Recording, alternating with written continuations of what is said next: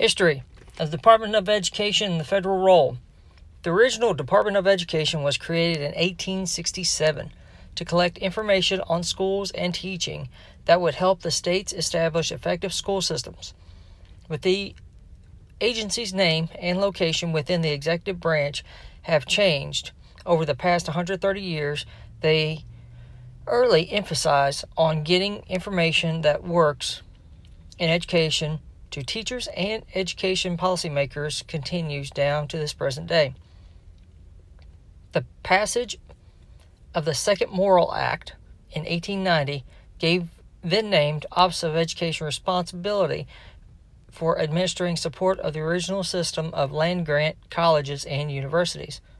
Vocational education became the next major area of the federal aid to schools, with the 1970 Smith-Hughes Act and the 1946 George-Barden Act focusing on agricultural, industrial, and home economics training for high school students.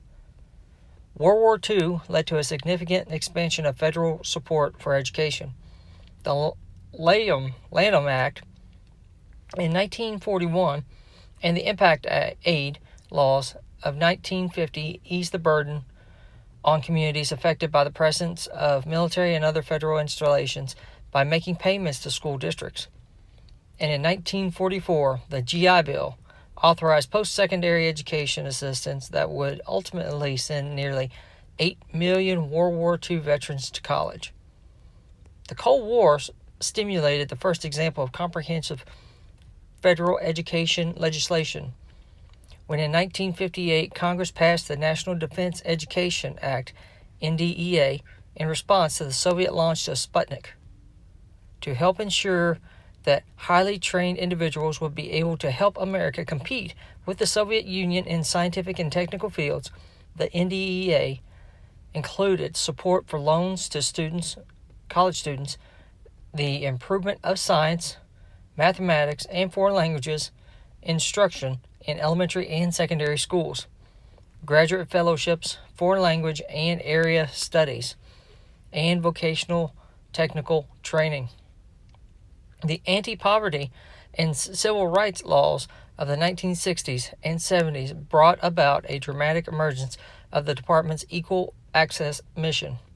The passage of laws such as Title VI of the Civil Rights Act of 1964, the Title IX Act of the Education Amendments of 1972, and Section 504 of the Rehabilitation Act of 1973, which prohibited discrimination based on race, sex, and disability, respectively, made civil rights enforcement a fundamental and long-lasting focus in the Department of Education. In 1965, the Elementary and Secondary Education Act launched a comprehensive set of programs, including Title I program of federal aid to disadvantaged children to address the problems of poor urban and rural areas. And in that same year, the Higher Education Act authorized assistance for post-secondary education, including financial and aid programs for needy college students. In 1980, Congress established the Department of Education as a cabinet-level agency. Today, ED operates programs that touch every area level of education.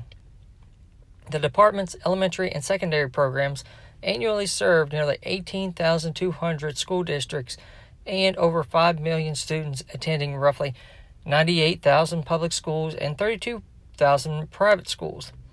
Department programs also provide grant, loan, and work-study assistance to more than 12 million post-secondary students.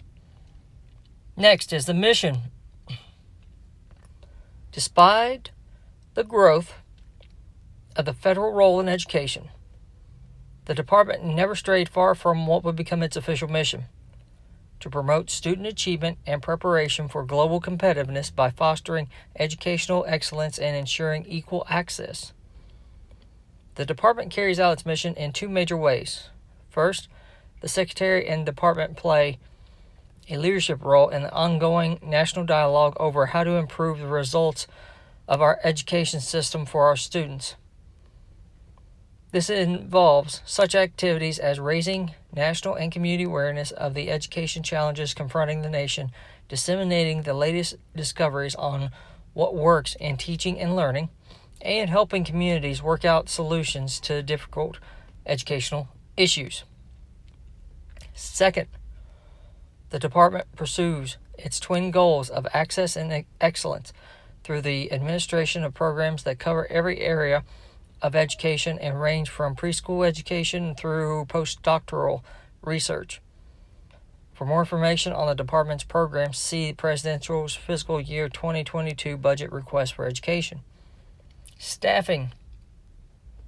On a final note, while its programs and responsibilities have grown substantially over the years, the department itself has not.